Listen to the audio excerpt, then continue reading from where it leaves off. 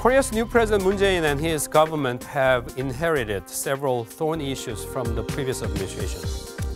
As we were reminded by the yellow ribbon on the cover of Time magazine a few weeks ago, one is finding further facts about the sinking of ferry Sewol. And another one is possible reopening of the talks with Tokyo on the already assigned agreement on the wartime sex slaves. And those are the issues that we want to talk about right here in this program, Upfront.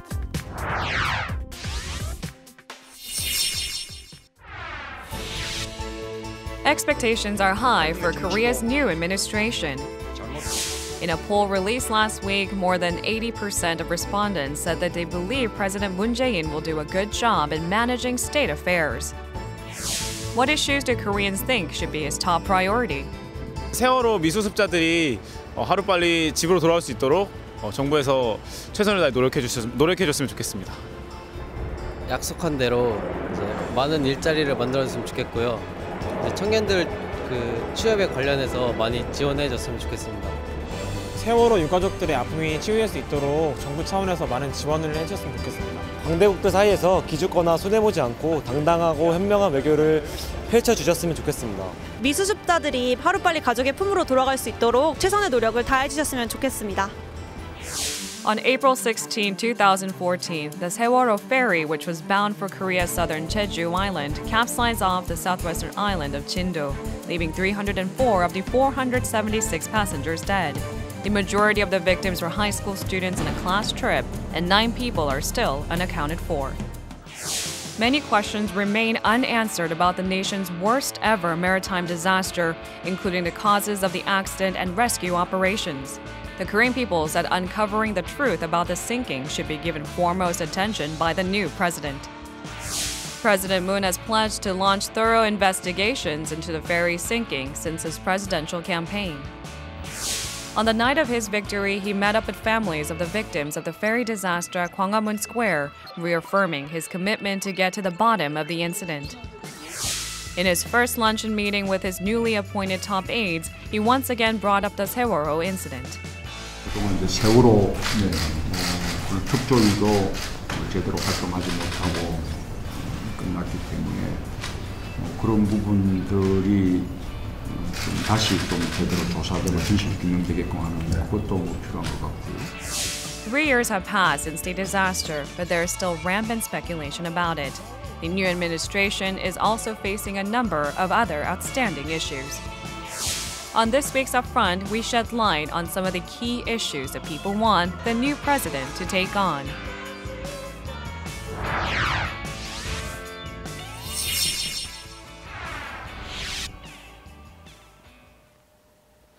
For today's discussion, we have Professor Kim Hyun-wook from Korea National Diplomatic Academy joining us. Thank you very much. Thank you.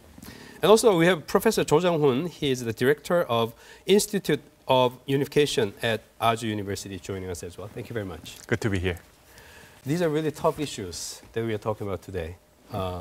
One is very emotional for all Koreans, and it breaks our heart even after more than 3 years of passing. Would you agree with the notion that this issue, resolving this issue, finding more facts about the issue, is a test case for President Moon? Would you agree with that strong statement? Is that, do we have that much at stake? Yes, I think so. Some critics would say that this is something not very much related to the government's duties. It's only the matter of corruption to be revised. So it's not the part of the, neglect of duties for the Park Geun-hye government. But I think all that kind of corruptions, and especially in responding to that incident, it's something that we have to focus on. I tend to agree with Professor Kim that not only this is a test case, I would add this is also a basket case. Our society's problems in terms of legal, in terms of governance, in terms of political, even economical issue. And the Moon Jae-in administration strategically seems to pick the sinking case of Sewol to showcase or even dramatize the contrast that this administration wants to project.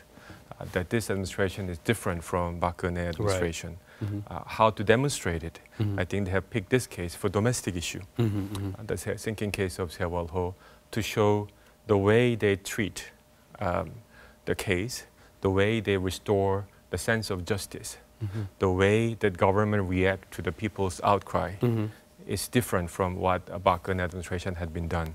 At the time of sinking, and then immediately after that, how President dealt with the case. Can you share with our audience what are the questions in terms of what we are wondering about? What made people more suspicious about the previous government was that after the impeachment was done, right, the recovery work began to speed up. So people were, beginning to be more and more suspicious. Is it because the Park Geun-hye government was to cover finished? Up something? Yeah, that's what I'm saying. Is it really because of the processes, or is it because of some political reasons that, maybe President Park Geun-hye was afraid of the aftermath? If a ship was recovered, then people would get more angry to the government. Her regime would be more unstable. All that kind of concerns are something that matters to the truthful, rationale for that. Professor Kim's point is interesting because it looks like then we may have a lot to discover. What about are there questions, what are some of the key questions about at the time of sinking and the time immediately after that? I think people will be interested in finding facts. But as you may know, my understanding is that there are only two ways to find or open the documents that the previous administration has concealed for the next 15 to 30 years. So one way is by the parliament decision. 2/3 of the parliament members have to vote for it, and they can visit the National Archive and read and review the document personally, but cannot take any copy out of it. The second is the decision by the High Court for the case of investigation. And the administration will think hard, and if I may, strategically, how far they will go. And then what are the scenarios they will face? Whether they intend to open the documents, probably recognizing the difficulties it will face, or they will try to come up with some kind of plan that can be seen as sufficient enough for the people who wants to find fact, but at the same time can be seen as a compromise by the conservative groups. I think they're thinking about this too. The current unearthing or discovering the bones from the ship and all of that will go on, and it will take a few weeks, probably a month or two. But the real challenge is what's after that. Relating to Professor Cho's point, Professor Kim, what do you think? Do you agree with Professor Cho's point about it will be quite difficult to get a National Assembly? What do you see ahead? The Hangukdang, which is, number of parliamentarians there is 107 people, which means that if they are all opposed to the openness of the National Archive, it would not be able to pass. And then, as Professor Cho said, But if do they have an argument against opening the National Archive? They're pro-Park Geun-hye people.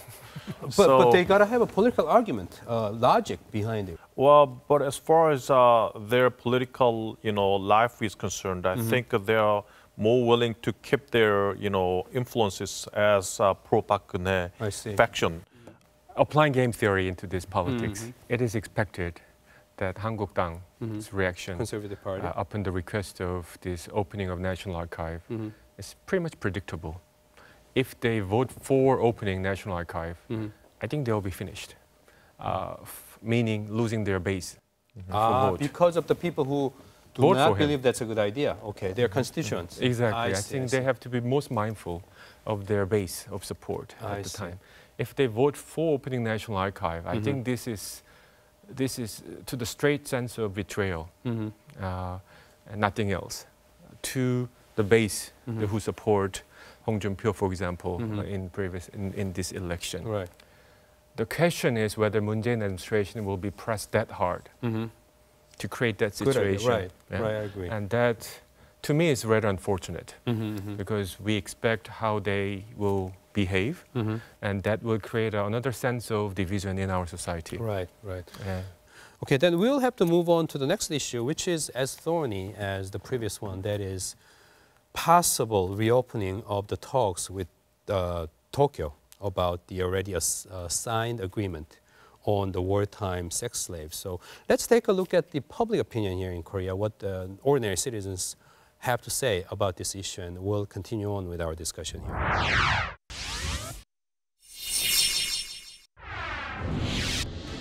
Korea's newly elected president, Moon Jae-in, spoke on the phone with heads of state, getting Korea's diplomacy back on track.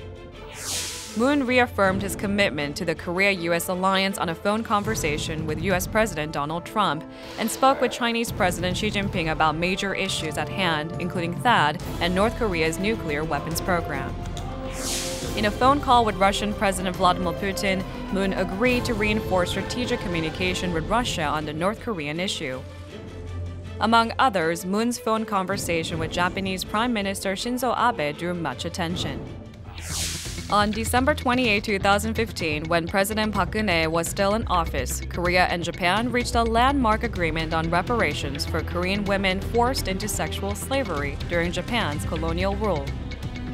軍の関与のもとに多数の女性の名誉と尊厳を深く傷つけた問題であり、かかる観点から日本政府は責任を痛感しています。 이번 발표를 통해 일본 정부와 함께 이 문제가 최종적 및 불가역적으로 해결될 것임을 확인한다. However, the deal came under fire amid accusations that it did not reflect the victims' voices and was not approved by Korea's National Assembly. Many called for the renegotiation of a bilateral agreement. The UN Committee Against Torture recently urged Korea and Japan to revise the 2015 deal, saying it lacks compensation and rehabilitation for the victims, as well as assurances of non-repetitions. Japan's wartime sexual exploitation of Korean women has long been a contentious issue between Seoul and Tokyo. What solutions are needed to address the age-old dispute? The Korean people hope the new administration will make a smart move. 할머니들을 제외하고 협상한 것은 뭐랄까 좀 말이 안 된다고 생각합니다. 그래서 재협상이 필요하다고 생각합니다. 합의 문서를 전체 공개해서 위안부 할머니들이나 국민들이 모두 다 알 수 있게끔 모두 함께 극복했으면 좋겠습니다. 위안부 합의가 이미 끝난 상황인데 국가끼리 근데 그것을 다시 한다는 것 자체가 되게 힘든 일인 것 같습니다. 그래서 근데 그걸 잘 해결하는 것이 이번 정부의 역량일 것 같습니다. 일본 정부의 진심 어린 사과가 동반되어야 되고 그리고 피해자들이 수용할 수 있는 그런 결론이 도출되어야 된다고 저는 생각합니다.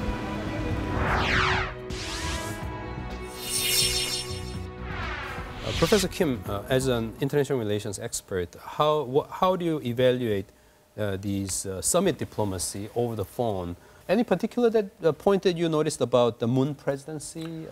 Any differences in style or whatever? Well, I think it's not the President Moon's style, but it's more about the situations, circumstances. So we have had long period of political vacuum, right?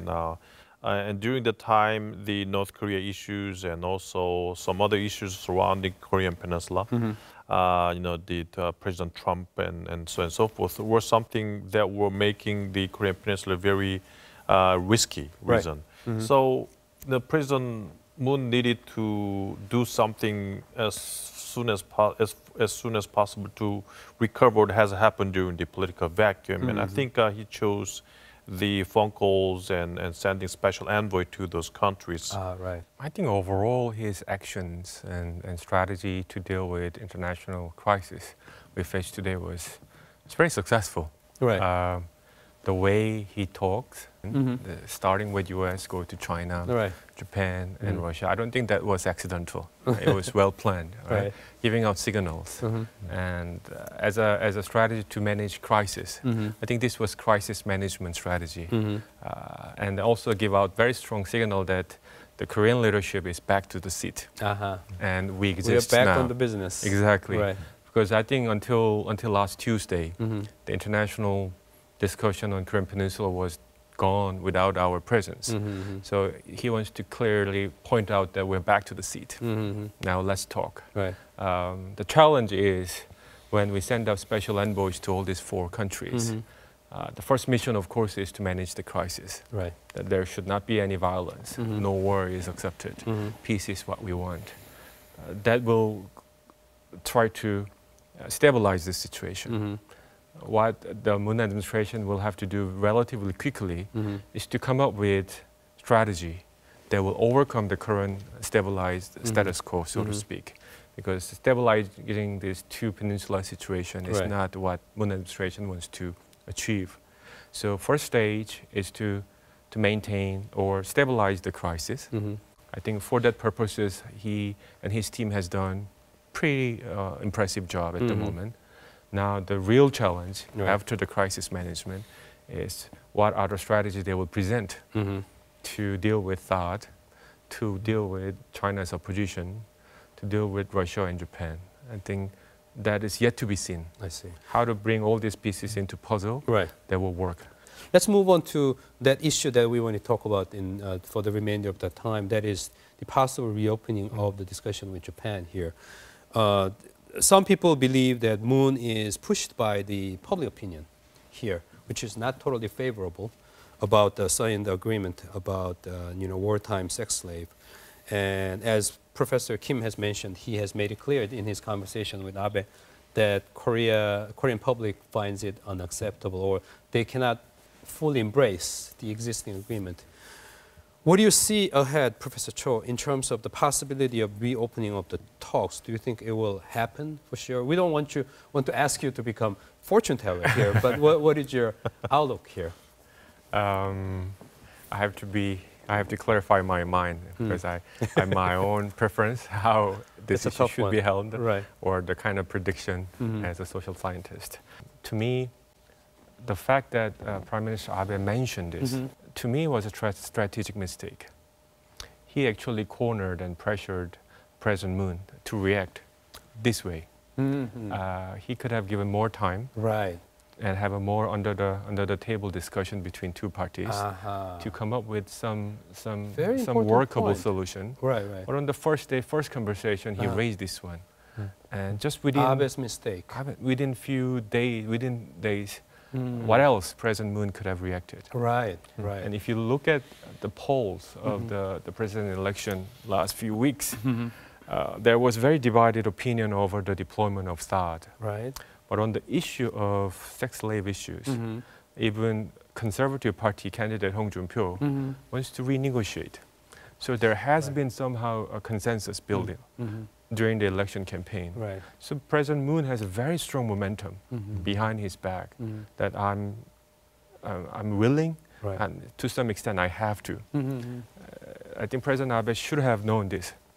Professor Kim, in terms of the problem with the agreed agreement, that the way Korean public understands, can you explain that to our audience here? What are the problems that Korean people see in the agreement? Well, I think major reasons are twofold. First one, the agreement was something the government just rushed to make it because of the pressures from the United States.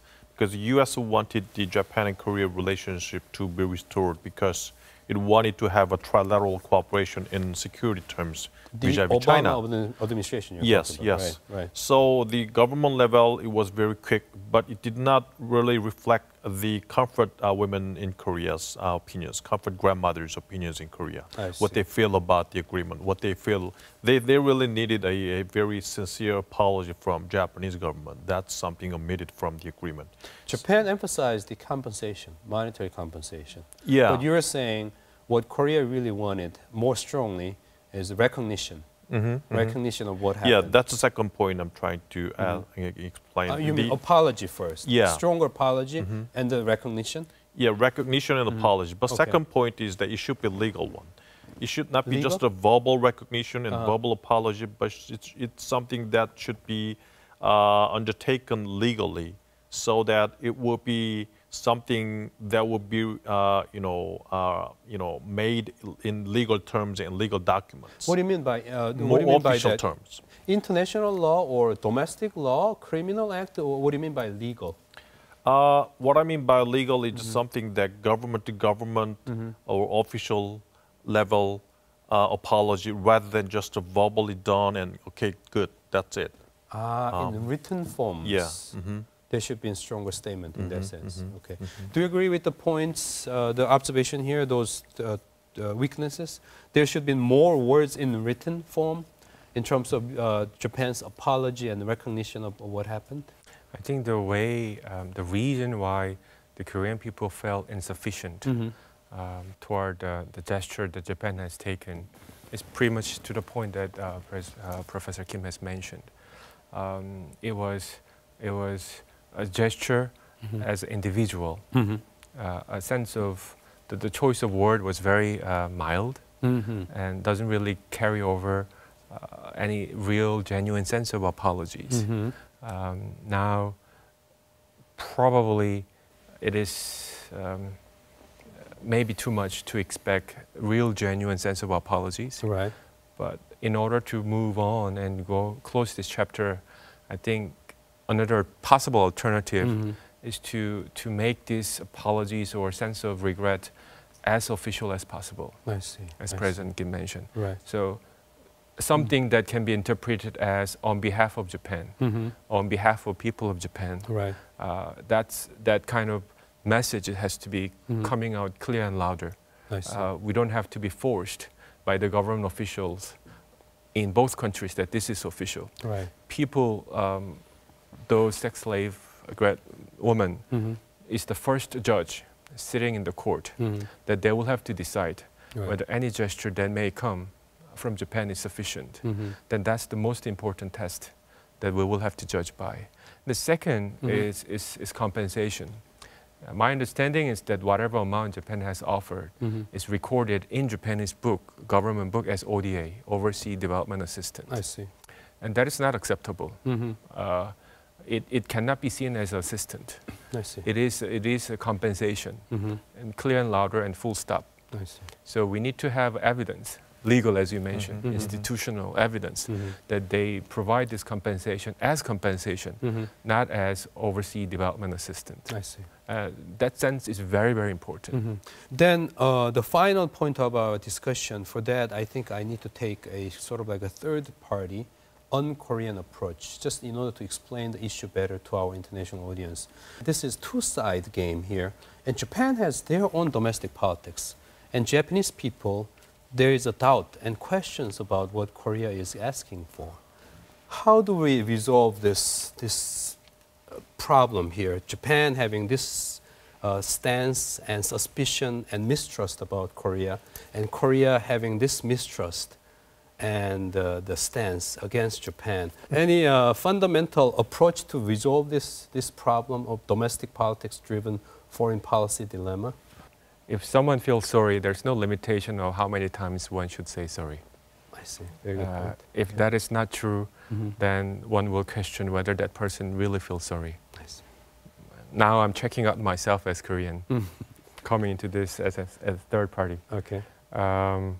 During the election, if there's one thing clear for all candidates on international issues, this was it. All four candidates promised to renegotiate, reopen the dialogue with Japan.